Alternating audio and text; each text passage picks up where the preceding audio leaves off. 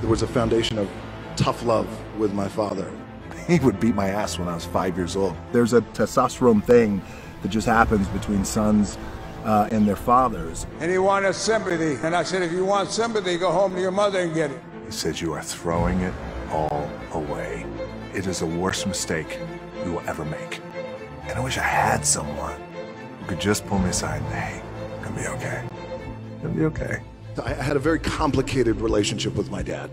And it was really, there was a foundation of tough love with my father. And wasn't a big I love you guy. My dad got into professional wrestling in the 60s and the 70s. 150 pounds, Rocky Johnson. He would get up at usually 5:30 in the morning, and he would say, if I get up, you're gonna get up too. Yes. And I wouldn't work out, but he would just make sure that I was there and be with him, and that was our time that we could spend together. My dad always said too that regardless of what you do in life and where you go, respect is going to be given when it's earned, and you have to go out and earn it every single day. So at 14 years old, I thought, well, what can I do? The heroes in my life, Muhammad Ali, for example, professional wrestlers, they're all men who have worked hard with their hands and they built their body. Yes, that's what I'm going to do. I'm going to do what my dad taught me and these other heroes. I'm going to go build my body. And I went out and I played football for Jody Swig. I fell in love with the game of football, and I started getting recruited from every college across the country. My thought process started to change. That's when I started thinking about goals and what I wanted to accomplish. My goal was to play in the NFL. Again, because we didn't have a lot of money, so I wanted to be the first one to buy my parents a house, and the dream didn't come true. I didn't get drafted. I didn't get any offers, nothing. I had to work up in Canada at the Canadian Football League. When I was cut from there, I had my dad had to come pick me up, and I'll never forget, we were on I-75. He lived in Tampa, came to Miami, got in his pickup truck. We drove up I-75, and I'm 23 years old. I am forced to move back in with my parents.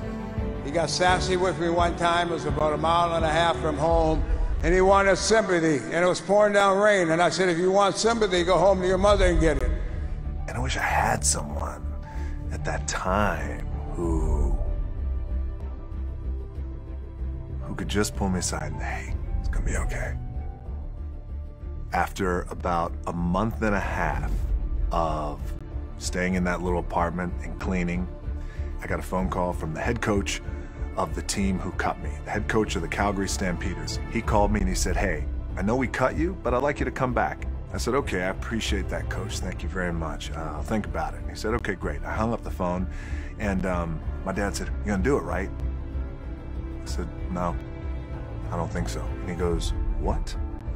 I said, my gut tells me I'm done. He said, what are you gonna do? I took a deep breath. I said, I'd like to get into the business. He said, what business? I said, the wrestling business. He said, you are throwing it all away. It is the worst mistake you will ever make. He said, you're ruining your career. At that time, we were living in a small apartment in Tampa, Florida, and he said, look around. This is what I have. I don't have anything. And I don't want that for you. He said, maybe I'll be no good. But I feel like in my heart I have to do this. Oh, you get goosebumps listening to this crowd. I was the hottest heel in the company. And things were on fire. Correct me if I have any of this wrong. You bought your mom a house for Christmas. I did. 1218.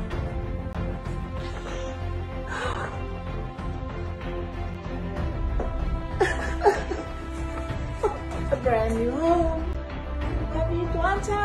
It's so cool to buy her a house. And you bought your dad a house too. I did. I bought my old man a house too. So that's the greatest thing ever, right? To buy your parents a house. Yeah. Right.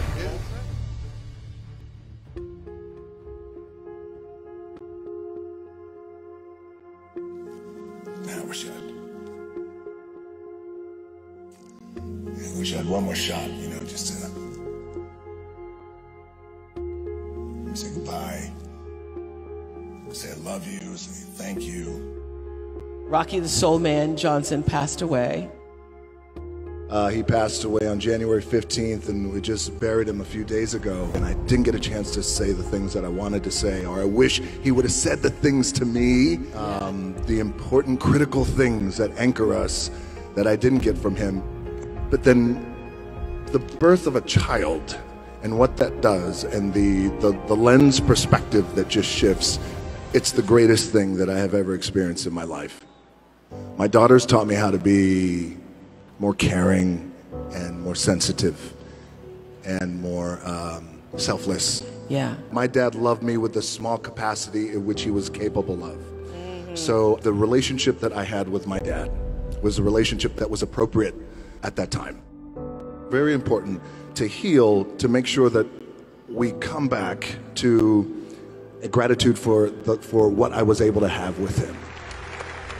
What the soul man, my dad, was able to accomplish during his career was no small feat. I remember night after night watching him perform all over the country, being awed by his quickness, by his agility. He was an amazing performer. And for Dwayne, for everything you've done for me. You made me proud by continuing our family wrestling legacy. But I will say this from the bottom of my heart, and I love him very much. He's my son, and he always will be, and I'm very proud of him. I learned from that, and so with my daughters, I want to be as full and as present with the love that I give them. I want my daughters to know that I love them unconditionally. So proud of you. Yeah, she's like, oh my God, you're embarrassing me. She's like, don't do it. She's like, don't do it. The thing that has worked for me is to remember the hard times. I've realized that the most important thing that I could do with my daughter is lead our life with love.